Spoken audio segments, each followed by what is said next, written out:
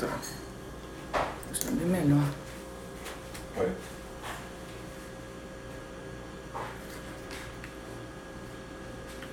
Começaram a falar aí. Já. Pai, já terminou no computador? Então foi rápido. Muito bem, atrasei aqui 2 minutinhos para entrar. Tava na rua, cheguei em cima da hora para variar. Tô abrindo ainda aqui as minhas anotações. Deixa eu ver aqui. Expectativa alta, galera, aqui hoje querendo ouvir sobre os filhos sanguíneos. Fiquei até nervosa, gente. Sério, tô aqui apreensiva, a expectativa tá tão alta. Ah, meu Deus, vai travar. Os filhos sanguíneos. Cadê? Pais coléricos. Deixa eu achar aqui. Muito bem. Deixa eu diminuir este brilho.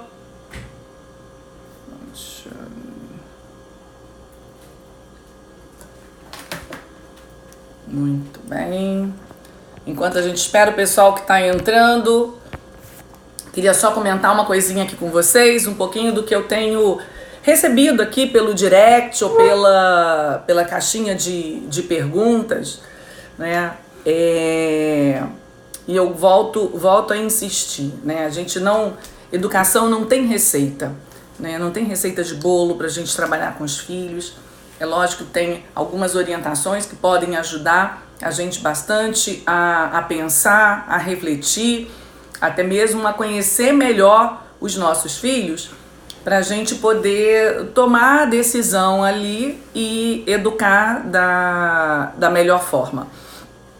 Né? Então, desde lá da primeira live que eu já conversei, já falei muito com vocês, que esse estudo dos temperamentos é esse nosso mapa, que ajuda a gente a entender um pouco melhor o caminho que a gente tem que percorrer para levar os nossos filhos à felicidade, mas que a nossa autoridade ela é fundamental, né? Eu tenho visto algumas questões que às vezes a gente confunde, né, atribuindo um determinado comportamento ao temperamento dos nossos filhos, quando muitas vezes pode ser, não estou afirmando que vocês não tenham autoridade, tá? Mas pela nossa experiência na escola e na nossa experiência na orientação familiar, a gente vê que a questão de autoridade é uma epidemia moderna, né? Os pais, eles perderam a mão, eles perderam o momento aí de terem autoridade, de conquistarem autoridade para trabalhar a educação dos filhos. Então, eu estou sentindo que isso é algo muito urgente, né, da gente conversar e trazer para a gente refletir mesmo, né? E hoje eu tive um insight assim bem bacana que eu queria compartilhar aqui com vocês, né? Lá no colégio, as nossas professoras, elas recebem informação diariamente. E hoje a gente trouxe para a escola um convidado especial para conversar com elas nessa formação, que é um médico, né, o Dr. Renato Zambuja, que também é pai lá da escola e trabalha com orientação familiar. E ele veio conversar com elas a respeito das brincadeiras com as crianças, né? Como é que a gente pode brincar e através da brincadeira ajudar no desenvolvimento. E uma coisa muito bacana que ele falou, que quando ele começou a estudar medicina, né, os manuais de medicina, os livros de medicina, muitos professores de medicina colocavam ali para os alunos, para os estudantes, né, na hora de fazer um diagnóstico, fechar um diagnóstico, a importância das perguntas, do questionário que ele fazia, né, um elenco de atividades, né, de orientações para o médico poder fechar um diagnóstico, mas dentro desse elenco, algo assim importantíssimo, que era contemplar o paciente, né, contemplar o paciente. E que esse tipo de instrução hoje em dia se perdeu um pouco na medicina, não se encontra nem mais livros que falem nisso, né? Então, que coisa fenomenal, gente, contemplar um paciente, nós pais, nós professores, né, que estamos lidando ali com a educação dos nossos filhos, com a orientação dos nossos filhos, né, a importância que é contemplar as nossas crianças. E o que é contemplar? Contemplar é contemplar mesmo, é tirar um tempo para ficar simplesmente olhando ali para aquela criança, observando o que ela está fazendo agora, como é que ela está fazendo, que detalhes são esses, detalhes de tom de voz, detalhe de ajuste de corpo, detalhes de relacionamento com o outro, detalhes de criatividade, né? Então, é uma forma muito interessante da gente conhecer o nosso filho, né? Simplesmente contemplar. Não está ali o tempo todo interagindo, dirigindo, brincando, mas tirar um tempinho para contemplar. Então, quanto isso é importante para uma professora, né? No momento de parque, onde as crianças estão ali brincando livremente, né? Ter uma intenção real de contemplação. E nós, enquanto mães, né? Tirarmos um tempinho aí do nosso dia para contemplarmos direito os nossos filhos, né? Não importa a idade deles, né? Desde do mais pequenininho, contemplar um bebê, eu acho que é até fácil, né? É gostoso, você olha aquela coisinha tão bonitinha, tão quietinha, e ela não te interpela, ela não te responde, não te questiona, pô, tá olhando o quê? Né? Para contemplar um adolescente para ver o que ele faz com você. Mas isso, aproveitar pequenas oportunidades aí para essa contemplação, porque isso tem tudo a ver com o nosso estudo, né? Estudar o temperamento é saber observar os filhos, né? Saber observar o outro, entender o outro melhor para ajustar. Aquilo que eu falo, tem mães que falam, não, já vi direto aqui o temperamento do meu filho. Tem outras, é tão difícil, eu fiz o teste, eu fiz não sei o que e não consigo decidir, não consigo definir. Então, se não consegue definir, vai pelo seu coração, vai pela sua intuição, vai pela sua contemplação, pela sua observação, né? Pode pegar o teste e refazer, e eu novamente, né, oriento que façam junto com a mãe e o pai, juntos conversando. Se a criança pequena passa bastante tempo na escola, conversar com a professora também, pedir, né, que as professoras opinem ali num ponto ou outro para tentar fechar, né? Porque tem crianças que desenvolvem, né, apresentam ali diante da gente características bem típicas de cada temperamento. E tem outras crianças que não, ou adultos que não, né? Que tem uma mescla de temperamentos, né? Eu já comentei isso aqui com vocês. Existem os aportes, coisa que depois eu vou conversar a respeito disso também, né? Mas que o interessante agora, né, dentro da minha proposta, é a gente entender um pouco desses comportamentos mais típicos para a gente já começar aí atuando. Então, para fechar essa nossa introdução, voltando, não tem receita de bolo, não é uma estratégia que a gente pode dar aqui que vai funcionar absolutamente com todos. Vai muito do feeling da mãe e do pai, dessa percepção, dessa leitura que a gente faz do nosso filho, do entendimento de uma estratégia para que a gente possa adaptar melhor a estratégia para a circunstância daquele nosso filho, né? Para aquele momento do nosso filho, para a idade do nosso filho, né? E novamente, é estudo, é estudar, é sentar, se debruçar e ouvir a live, e anotar, e tentar e não conseguir, e tentar de novo e pensar numa outra estratégia, né? É estudo de casa, tá ali debruçada em cima, né? E isso, houve, né, de repente situações de outras pessoas que tentaram e que funcionou, e aí você adapta para sua realidade, tá bom? Então, novamente, estudem e contemplem as crianças para que a gente possa, né, trabalhar da melhor maneira possível, mas de uma forma mais eficaz, ok? Então vamos começar aqui com o nosso tema de hoje. A galera tá animada para conversar sobre os sanguíneos. Será o que vai rolar aí, gente? O pessoal quer uma fórmula mágica, né? Porque esses sanguíneos são muito danados, né? Eles deixam a gente de cabelo em pé, né? Principalmente nessa fase inicial, nessa primeira infância deles, né, até os 9 anos, né, os sanguíneos, eles se expandem. O sanguíneo é o ar, ele sai, ele vai para fora totalmente. E uma das formas mais naturais do ser humano para a expansão é a fala, né? A nossa fala é essa saída de nós o tempo todo. Então imaginem, uma criança que ainda não domina a fala, que ainda não consegue ter todas as nuances de uma linguagem para se fazer entender, né? Ela vai ter uma maior dificuldade aí para se colocar. Então ela acaba tendo todo esse seu movimento de expansão, né, extravasando por outras formas, seja no seu corpo, né, na sua atenção, nesse seu olhar que quer captar tudo. Então é preciso que a gente tenha uma paciência e um entendimento maior até esses nossos sanguíneuzinhos completarem aí 9, 10 anos, onde eles já começam a entender um pouco mais da estrutura de linguagem e podem ajustar melhor essa sua expansão através da linguagem, tá bem? Então, dito isso, tem muita gente aqui que fala também, né? A Dani tá perguntando aqui da questão da adolescência, que também não é fácil, mas que a gente consegue, né? A gente consegue, não? Nada é impossível. Então vamos lá, gente. Vamos começar falando aqui dos pais coléricos, né? É a minha vivência na carne de mãe colérica com filhos sanguíneos. A minha sanguínea aqui hoje falou, vai falar de mim a live toda. Eu falei, não, pode deixar que eu não falo de você não, eu falo dos outros, dos seus irmãos.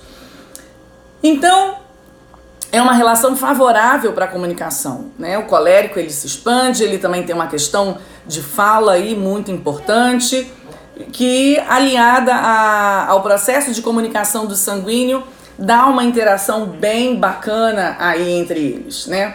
E dessa forma, o pai consegue exprimir bem os seus objetivos, né? O pai colérico, ele coloca lá as metas, apresenta bem as metas pro sanguíneo, e o sanguíneo consegue expressar ali o sentimento pro pai colérico, para a mãe colérica.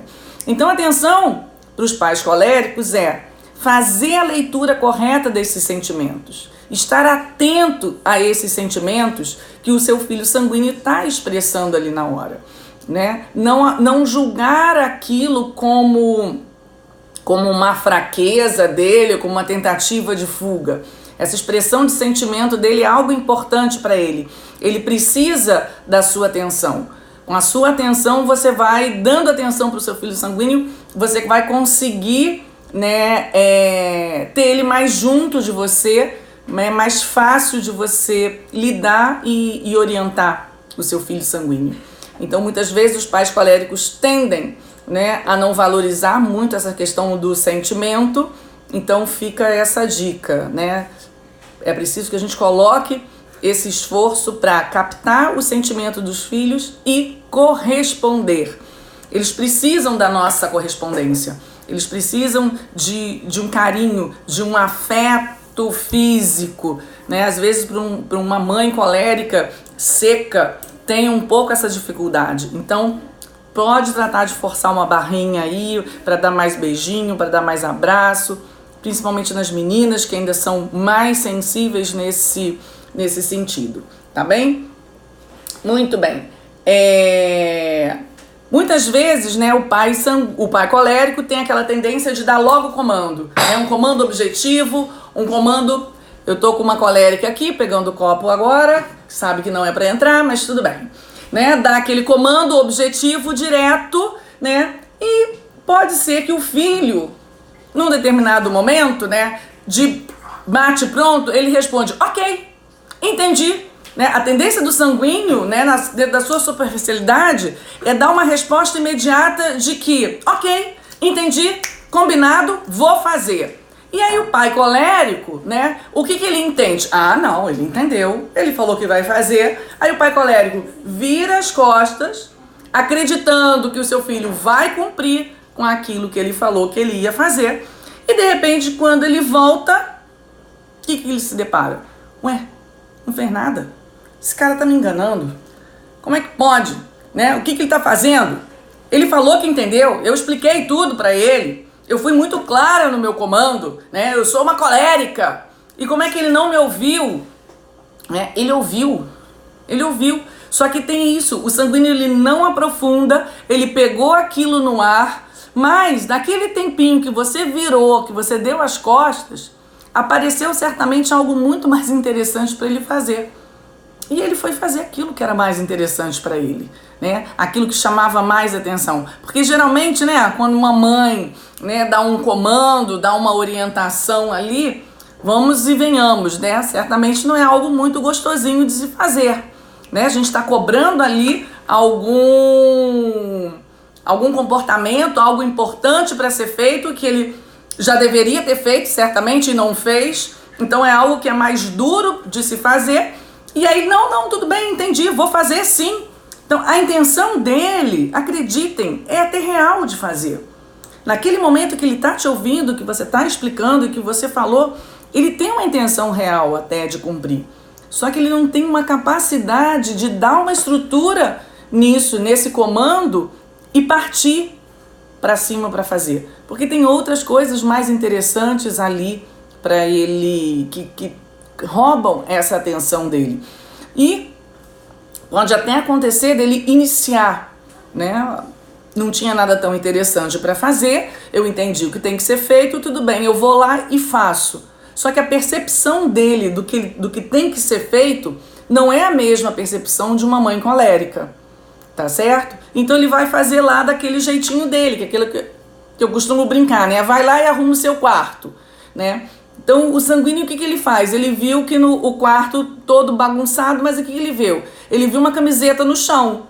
Ele tirou a camiseta do chão, né? Guardou a camiseta e acreditou seriamente que o quarto estava arrumado. Ele não teve a capacidade de olhar aquele todo e perceber todo o restante do quarto desarrumado, né? E aí, para o pai colérico que vê uma coisa dessas, né, se irrita profundamente. Pô, o que está acontecendo, cara? Você não consegue enxergar que esse quarto ainda está bagunçado? Gente, entende? Não consegue. Para ele isso é complicado, né? A dispersão dele é grande. Se ele não foi educado de fato, então eu tô fadada a ter um filho bagunceiro que não vai conseguir nunca arrumar nada. Não tá fadada a nada, não. Isso aí é educável.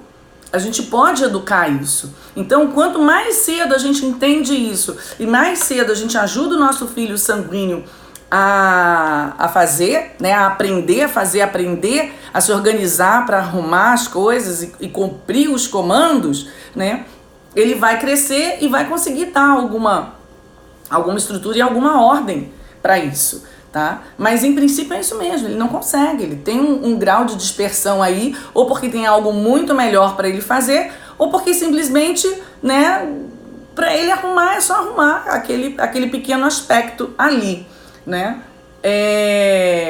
Então muitas vezes você chega a dar uma lição, ensinou o seu filho com toda a paciência, não, agora eu vou ensinar ele a arrumar o quarto. Olha só, vem cá, meu amor, é assim que se arruma o quarto, é assim que a gente tem que fazer, e tarará. Você aprendeu? Ah, aprendi. Não, só pode ter aprendido, gente. Eu fiz aqui junto, ajudei, mostrei. Chega na semana seguinte, vai lá, tua voz de arrumar o quarto. Novamente, tirou a camiseta do chão. Caramba, cara, não aprendeu? Ainda não. O sanguíneo não vai aprender de primeira, ele não vai fazer de primeira. Ele precisa, né? Ele precisa desse contorno. É ar, gente. Vamos sempre pensar nisso, né? Na questão dos elementos. É ar. Entrou, escapou. Então, se a gente não tá ali em cima para dar o contorno para ele, para mostrar esse passo a passo, para ele ter uma referência muito firme de como ele tem que fazer, que momento ele tem que fazer, que sequência ele tem que fazer, ele vai se perder. Então, cabe a nós aqui orientarmos nesse sentido, né? Dar a sequência, dar os tempos, dar os comandos e não fazer por ele. Ficarmos ali do lado, em princípio, até que eles de fato aprendam, né? Dando esse posicionamento. Vamos lá, faz. Qual é a próxima etapa? Faz. Qual é a próxima etapa? Pode fazer, né? Então, vamos lá. Então é isso. Então, pais coléricos, não fiquem achando que seus filhos estão testando limites, que eles estão entrando numa de desafiar, né? Não tem nada disso. O sanguíniozinho é porque ele é despistadinho mesmo, né? Ele dá essa fugidinha mesmo. Então é isso. Entender. Os caras não estão de má vontade. Eles não estão fazendo corpo mole. Falta uma estrutura. Então, cabe a nós que somos adultos, que conseguimos avaliar, que conseguimos pensar, cabe a nós darmos essa estrutura para eles, tá? Outra coisa, né? Nós, coléricos, temos a tendência dessa questão da competição, né? Da exaltação, e às vezes a gente pode querer trabalhar em termos de competição com o nosso filho sanguíneo também, né? Vamos ver quem arruma primeiro, quem vai ganhar a medalha de quarto mais bem arrumado e tal. Isso não vai funcionar com o seu filho sanguíneo, né? Isso vai funcionar para o seu filho colérico. Para o seu filho sanguíneo, não... A competição não atrai. Dependendo, pode até afastar, né? Ele pode se sentir ali muito pressionado, né, a fazer aquilo e acaba que não funciona, né? Então isso, pais coléricos, a principal questão é essa: não se irrite com o seu filho, tá? Não perca a cabeça, não adiantam os grandes sermões, ficar ali, o pai melancólico também, que gosta de um sermãozinho, né? Achar, não, agora com esse sermão vai ficar. Não fica nada, gente, é ar. Vai embora. Tá certo? Vai embora. Então, precisa de muita presença, né? De muita orientação, de muito tempo. E aquilo que eu falo, à medida que eles vão amadurecendo, que eles vão adquirindo autonomias, a coisa começa a melhorar. Ele começa a conseguir dar uma certa estrutura, a entender como as coisas funcionam, e aí ele começa a se posicionar melhor. Então, nada pior do que um filho sanguíneo sem autonomia. Então, percebeu, eu tenho um filhinho sanguíneo, autonomia, primeira coisa. Então, desde muito pequenininho, escova dente sozinho, come sozinho, né? Tira a roupa sozinho, se veste sozinho, começa a arrumar a sua caminha, a botar a roupinha lá na caixinha de roupa suja, né? Dormir sozinho, né? Eles têm uma certa dificuldade. Quantas mães aqui eu venho me perguntando, falando da questão da hora do sono, né? Então, essa hora do sono das crianças sanguíneas, que elas acabam que demandam por essa afetividade uma presença maior, então define a rotina, o horário do sono, separa ali 10, 15 minutos para você estar com ela, né, com essa criança, afetivamente, carinhosamente, com presença, mas fora da cama, não é na cama da criança, né?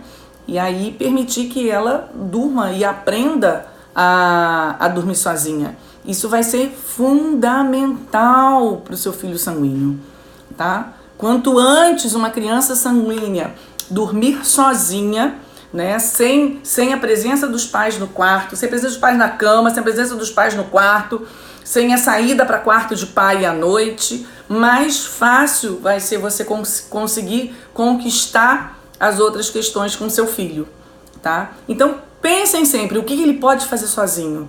Deixa eu permitir que ele faça, deixa eu ajudar, né, que ele faça logo sozinho, porque isso vai trazer maturidade para ele, vai trazer competências para ele lidar com desafios maiores, né, de questão, principalmente que é uma grande queixa das mães aqui, que é a questão do estudo, né? Na hora que tem que sentar para valer, para estudar, uma criança que fica totalmente dispersa e desorganizada, né? Tanto no estudo em casa, quanto no estudo na escola, tá? Então, não importa a idade do seu filho sanguíneo agora, pense, nessa idade, o que esse meu filho pode fazer sozinho e que ele ainda não faz, tá? Permitam que ele faça, ajudem a ele a conquistar essas autonomias. Essa vai ser a grande base aí pro nosso trabalho, tá bem? Então vamos lá. Vamos falar agora de pais sanguíneos e filhos sanguíneos. Também é uma relação que favorece a comunicação, todo mundo aí, né, expandindo, todo mundo alegre. É um par de mãe e filho, pai e filho que desfruta muito da companhia um do outro, né, ficam felizes ao se verem, né, conseguem se abraçar bem em todos os sentidos, né? Agora, o pai sanguíneo tem uma tendência aí, né, como sanguíneo que é, a não concluir tudo aquilo que ele começa. E ele vai ter um filho certamente semelhante, né? Que começa a tendência da criança sanguínea a começar alguma coisa e não terminar, fazer apenas um pedaço, achando que já completou. Então, é importante que esses pais sanguíneos estejam atentos para cobrar do filho que ele termine, né? Ah, já arrumei o quarto. Ah, realmente, a cama tá arrumada, mas o resto não. Ah, então deixa para lá. Não, não deixa para lá. Volta aqui. Vamos terminar. O que é um quarto arrumado, né? Então, essa tendência, porque a tendência do pai colérico vai ser pegar um chinelo e vai lá, desgraçado, agora vai terminar de arrumar o quarto. Deixa eu te mostrar como é que você arruma um quarto, com o chinelo na mão. A tendência da mãe sanguínea é, tá bom, deixa pra lá, ele já fez alguma coisa, né? Tadinho, tá cheio de boa vontade, já fez. Ok, não é pra pegar o chinelo, mas também não é pra deixar passar, né? Mostrar pra ele o que de fato você queria dizer com um quarto arrumado, né? Então, o pai sanguíneo ele tem que se esforçar para vencer essa dificuldade própria dele, né? Por quê? Porque precisa essa orientação, ele precisa orientar o filho. Tá bem? O pai sanguíneo tem essa questão, né, de valorizar, tem uma grande preocupação que o filho seja, né, generoso, amigo de todos na escola. Então quer saber, ele é amigo de todo mundo, ele empresta os brinquedos, ele é atencioso com todo mundo, enquanto que o pai colérico, né, quer que o filho sanguíneo seja o primeiro da turma. O pai sanguíneo não, quer que o filho, né, quer confirmar ali que o filho tá bem com os outros, mas não pode, por isso, deixar também de ter metas altas aí para o seu rendimento escolar, né? Ah, não, mas meu filho já é tão generoso, é amigo de todo mundo, a professora adora ele se comporta, ele respeita todo mundo. Ok, mas em compensação as notas estão lá embaixo, tá? Não vale, né? Tem que ter tudo isso, tá? Então, pais sanguíneos, vamos lá, metas. Ainda mais porque o filho sanguíneo tem essa dificuldade para se concentrar, para estudar. Então, se você deixa isso passar, se você deixa isso de lado, né, vai ser difícil para o seu filho render na escola, né? Vai precisar muito os sanguíneos precisam muito de um apoio nesse sentido, tá? Muito bem, os pais precisam ajudar o filho a se aprofundar. Aquilo que eu falei, o sanguíneo fica na superfície, ele ouve um comando, ele acha que ele já entendeu, ele não quer aprofundar, ele já sabe tudo, né? Não, peraí, meu filho, você não sabe tudo. Deixa eu te mostrar aqui de fato o que eu quero dizer com isso, o que é isso, tá? Então, isso, ajudar o filho sempre a se aprofundar. Tem a questão aqui de um ideal da caridade. A gente tem que aproveitar esse potencial de sensibilidade que o sanguíneo tem para que ele possa se devotar ao outro, né? Servir ao outro, estar disponível para o outro. E isso é algo que o pai sanguíneo vai ter facilidade para trabalhar com o filho, né? Porque isso para ele é natural, né? Muito bem, vamos falar aqui agora um pouquinho dos pais melancólicos. Então, pai sanguíneo só tem que ter atenção nisso, né?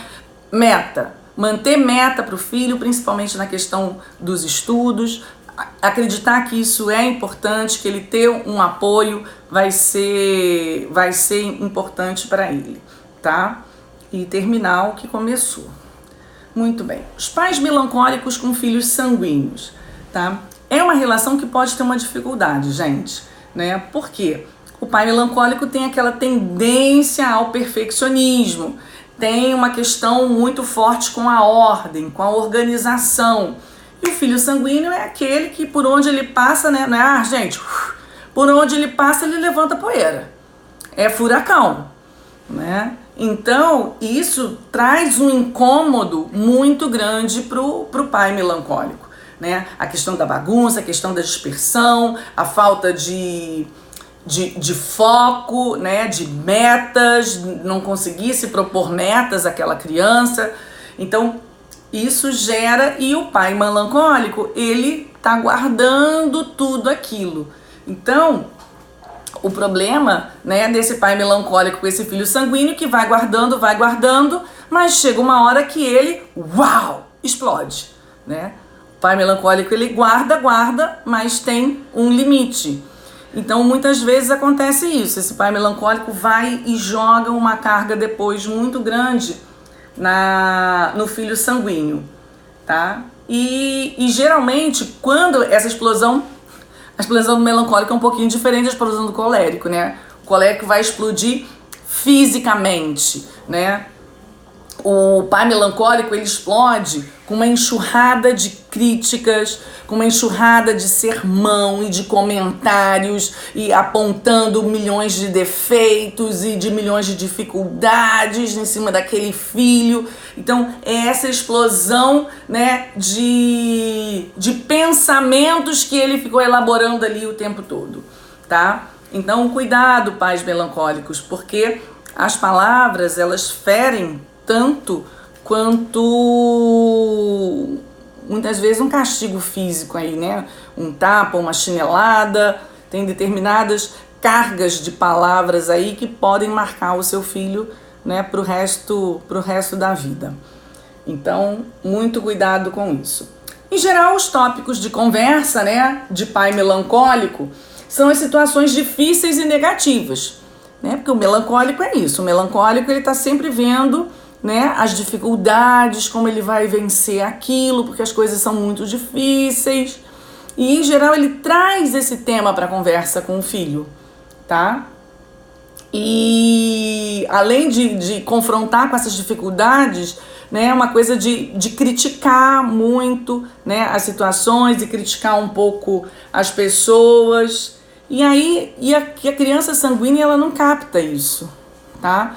A criança sanguínea, ela tá querendo ver a beleza das coisas, ela tá querendo sentir o cheiro das coisas, ela tá querendo ouvir o barulho das coisas, ela tá querendo pegar as coisas. Ela não consegue fazer uma avaliação e trazer aquilo e elaborar aquilo. Não importa a idade, eu não tô falando isso para crianças de 2 anos, lógico que não vai entender.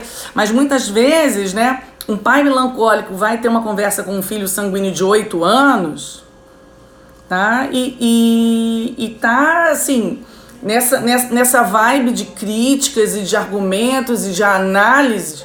O filho sanguíneo não tá nem aí, ele tá viajando ali, não tá entendendo nada. Então isso pode fazer o quê? Com que o seu filho se afaste de você, né? Fala, putz, cara, meu pai é muito chato. Meu pai fica falando uns papos lá que, cara, eu não consigo entender nada, né? Ou então isso, ele tem uma percepção, uma sensibilidade, fala, cara, meu pai só pensa coisa ruim, né? Só coisa negativa. E o mundo que eu vejo é um mundo super bonito, é um mundo muito colorido, é um mundo muito animado, né? Então isso pode afastar o seu filho de você, né? E na adolescência, mais ainda, né? Então, pais melancólicos, muito cuidado com seus adolescentes sanguíneos, né? Essa conversa toda, essa carga toda na conversa, nos discursos, nas críticas, tá? O adolescente está passando por um momento que ele não consegue destrinchar muito bem as críticas, ele leva tudo aquilo muito pro pessoal, né? Para ele, de entender, putz, meu pai realmente não gosta de mim, né? Meus pais não me amam, olha só essa quantidade de coisa que tá falando aqui pra mim. Enquanto que o pai tá falando ali, né, com a melhor das boas intenções, ele quer o melhor pro filho, ele quer abrir o olho do filho, fazer com que o filho enxergue, né, determinadas questões ali. Mas não é isso, de fato, que ele vai conseguir com o seu filhinho sanguíneo, tá bem? Muito bem, que mais que nós temos aqui? Então isso, evitar conversas profundas com as crianças sanguíneas, tá? Não tem necessidade disso, eles não conseguem alcançar, mesmo com um adolescente, né?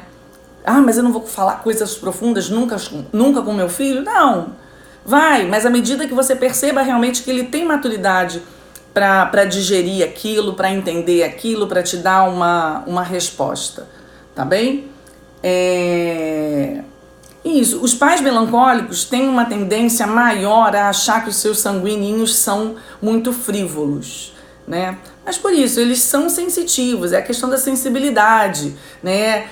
Principalmente as criancinhas, né? As meninas gostam dos adereços. Criança sanguínea, você entra pela escola, você já vai ver logo. Aquela que tem mais colar colorido, vem com a quantidade de pulseira, uns laços desse tamanho, né? É a criança sanguínea. E enquanto que para a mãe melancólica, aquilo, putz, que coisa over, né? Sem menor necessidade disso. Não, deixa ela, é a forma dela se expressar, é a forma dela se colocar, né? Só dá um ajustezinho para não sair feito uma árvore de Natal, mas deixar, né? Se tiver combinandinho ali, um mínimo de proporção, poxa, legal, criança, né? Isso, cuidado com as censuras. O pai melancólico tem uma tendência a censurar, né? Qualquer coisinha dessa, né? A criança tá toda enfeitada, já mete logo uma censura na lata. Então, cuidado com essas censuras. Entenda o temperamento do seu sanguíniozinho ali. E pra gente encerrar aqui os nossos pais fleumáticos. Fleumáticos e sanguíneos, o que acontece? Todo mundo gosta de paz, tá todo mundo na paz, todo mundo gosta de um ambiente harmônico, um ambiente calmo, um ambiente sem brigas, né? Só que paz e harmonia são percebidas diferentemente, de uma forma diferente, pelos sanguíneos e pelos fleumáticos, tá certo? Então, para um sanguíneo, paz e calmaria significa o quê? Diversão e alegria.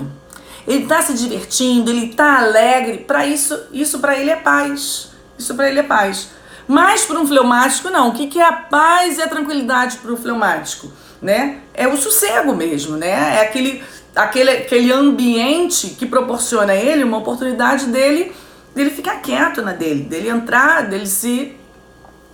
o seu processo de introspecção, né? Então, muitas vezes, o que pode acontecer? Uma dificuldade de interação entre os dois, né? Todo mundo quer paz, só que eu quero paz de um jeito, a minha paz é um pouco mais animada, né? A paz da criança sanguínea.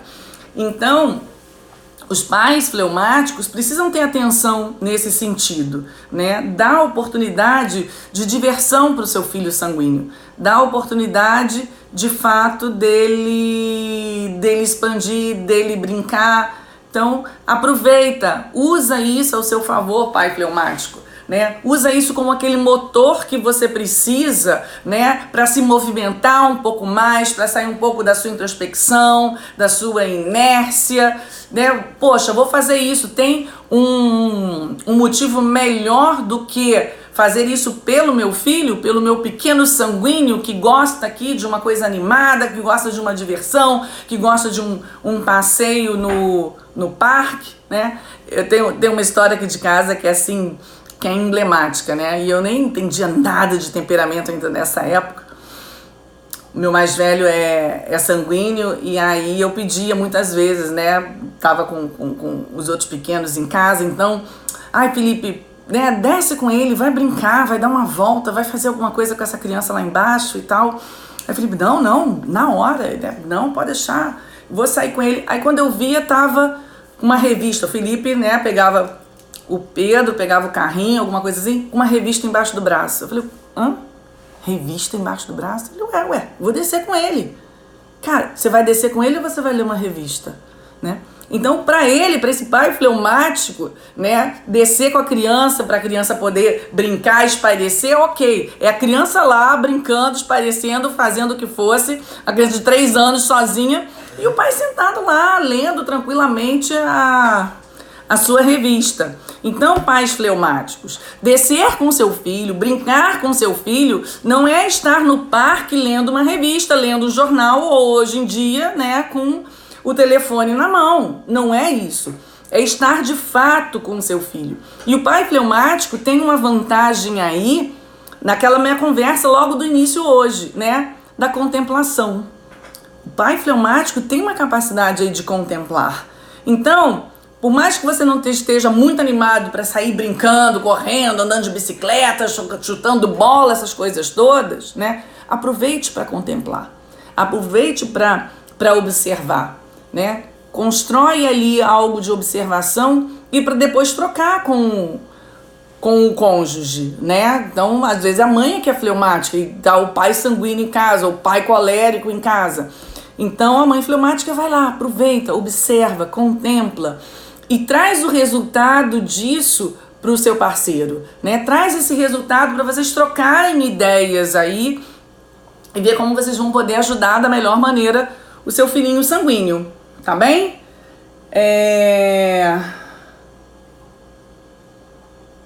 Então isso, porque uma criança sanguínea, gente, se ela não tem, de fato, essa possibilidade de expansão, seja por que motivo for, né? Porque pais são super repressores, ou porque os pais não conseguem entender e não dão de fato, essa oportunidade para ela, a criança sanguínea ela começa a ficar muito o quê? Começa a ficar muito irritada, né? Ela fica irritadiça, ela agita ainda mais, ela começa a ter picos de raiva, né? E torna-se realmente uma criança agressiva, tá? Então, um sanguíneo onde a gente tenta controlá-lo na base da força, né? Na base de uma grande repressão, na base de não permitir essa expansão, né? Ele vira o quê? Panela de pressão. Né? O que é panela de pressão? Tá lá produzindo, né? Produzindo ar lá e não tem por onde escapar. Então aumenta a pressão ali dentro. Se não tem uma válvulazinha para de vez em quando ele dar uma escapada, aquilo vai dar um problema muito sério. Então aumenta ainda mais a agitação. Então muitas vezes os pais acham, não, vou proibir, vou fechar, não sai mais, não brinca mais lá embaixo. Não faz isso, pelo amor de Deus. Dá outro castigo, dá uma outra consequência para o seu filho sanguíneo. Não tire a oportunidade dele de expansão, porque ele vai ficar mais irritado, né? Ele vai ficar mais agitado e vai piorar ainda mais a situação, tá bem? Isso serve para todos os pais, né, gente? Desses nossos sanguíniozinhos. Então, ainda mais aqui para os nossos pais fleumáticos, tá? Essa questão que precisam se antecipar, né? Então, não, isso aqui eu já falei, essa antecipação, né? Se preparar para estar com o filho. O pai fleumático, ele se prepara. Não, hoje eu vou levar o meu filho na festa, né? Pô, vou ficar sentado lá na festa o tempo inteiro, né? Olhando pro teto, que geralmente o pai fleumático vai pra festa, vai pra olhar pro teto, porque ele não se relaciona muito, né? Então antecipa para você, não, hoje eu vou levar o meu filho para a festa e eu vou fazer um esforço de acompanhá-lo na festa, de estar ali, acompanhar aquela brincadeira dele, né? Brincar um pouquinho ali com ele, que seja. Então, se prepara para isso, né? Então, de tudo que eu falei aqui, cada pai tem um ponto para lutar, né? Cada pai tem um ponto que na sua relação com o seu sanguíneo é complicado, é difícil, né? Tanto por um aspecto de aceitação, quanto com um aspecto da interação.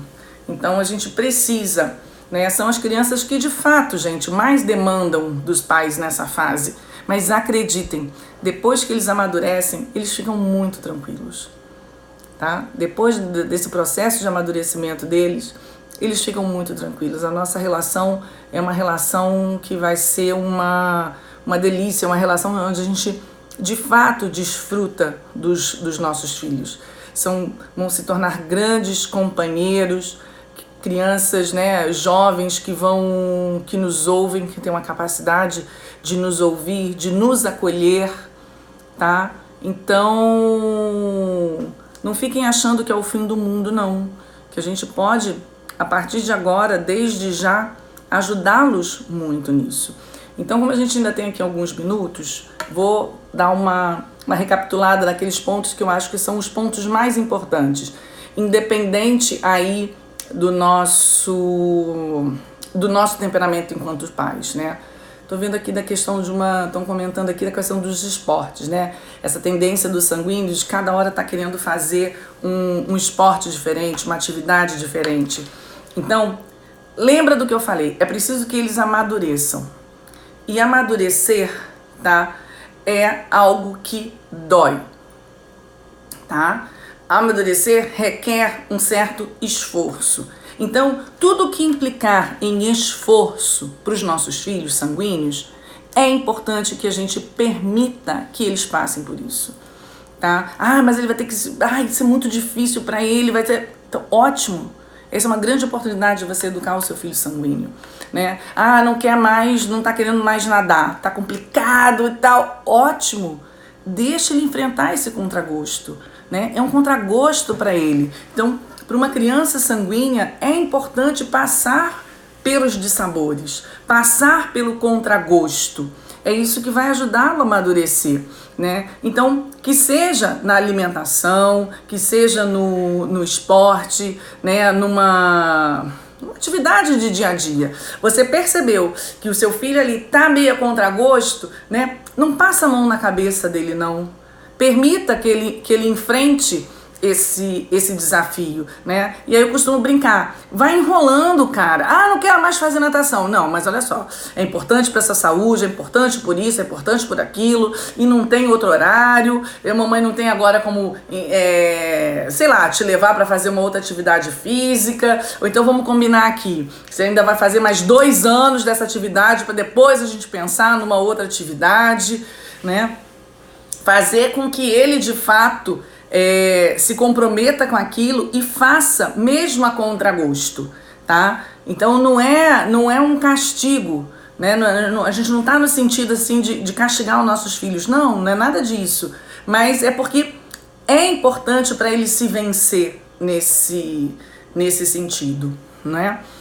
Então isso, passar por esses pequenos dissabores no dia a dia, passar por essas pequenas contrariedades de dia a dia, os pequenos incômodos, né? Aquele papo que tudo incomoda, etiqueta incomoda, sapato incomoda, né? Colar incomoda, o óculos incomoda. Ok, faz parte da vida o incômodo. Filhinho, vamos aprender a conviver com os incômodos, né? Então, permitir que eles vivenciem esses incômodos. Não tirem esses incômodos da vida dos seus filhos. Isso vai ser importante, né, pro crescimento deles.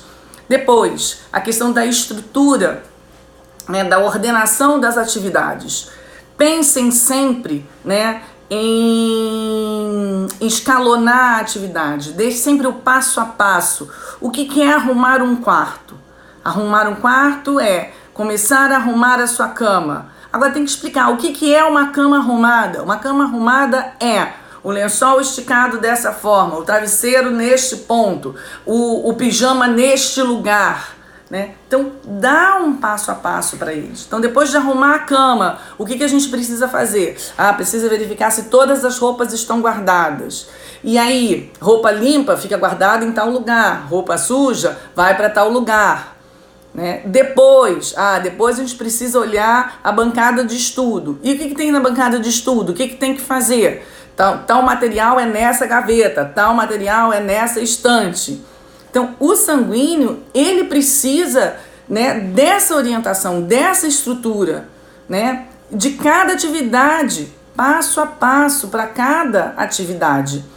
E no princípio, o que você vai fazer? Né? Tá na hora de arrumar o quarto.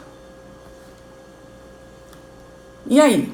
Ele já sabe, mas ele tem 4 anos, como é que você vai fazer? Então você vai dar um passo a passo de uma criança de 4 anos é capaz para arrumar um quarto.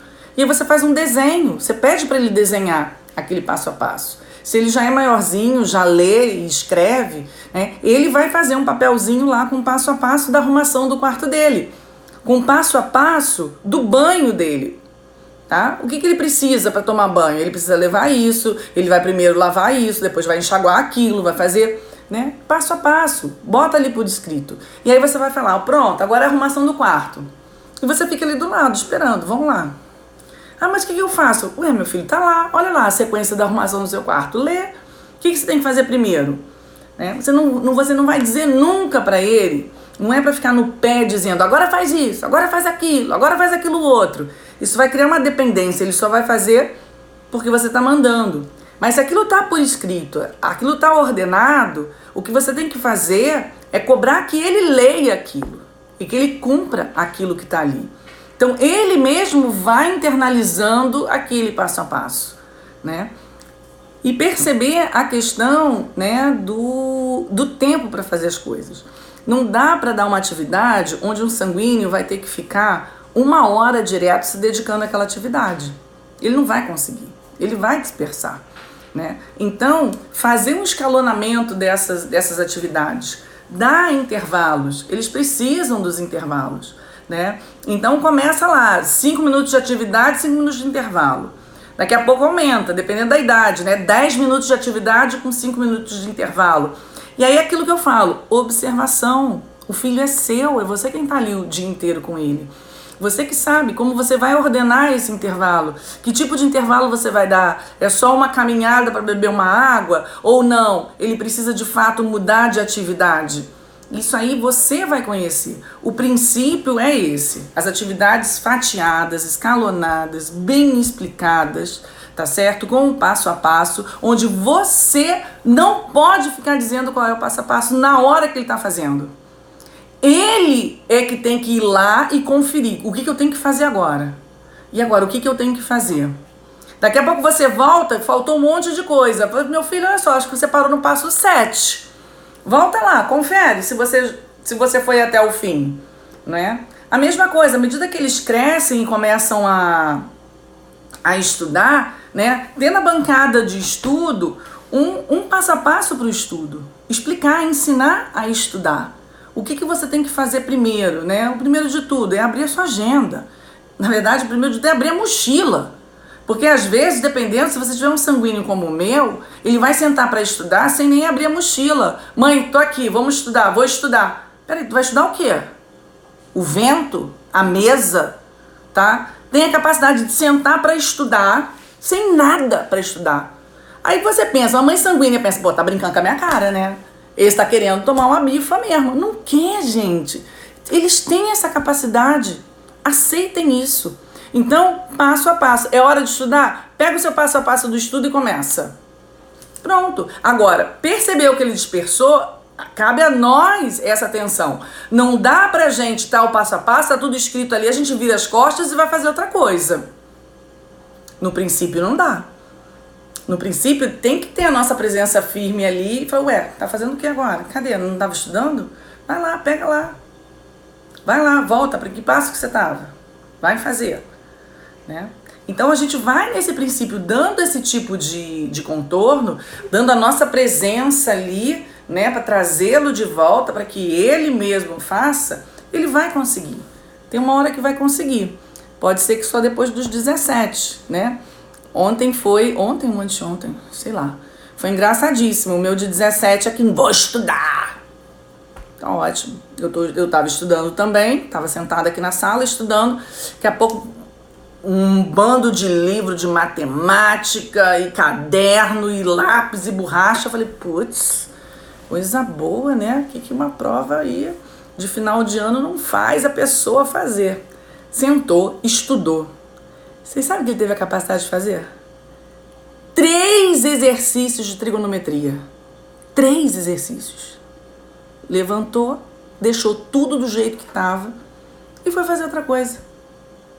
Só que eu estava tão focada no meu estudo, né, que daqui a pouco eu falei, ué, cadê o Pedro? Quando eu fui ver, já estava dormindo. E no dia seguinte eu falei, meu filho, você sentiu alguma coisa? Estava com dor de cabeça? O que aconteceu que você largou o seu estudo? Não, mãe, eu estudei. Mãe, você não viu? Eu estava sentada na mesa ontem estudando com você.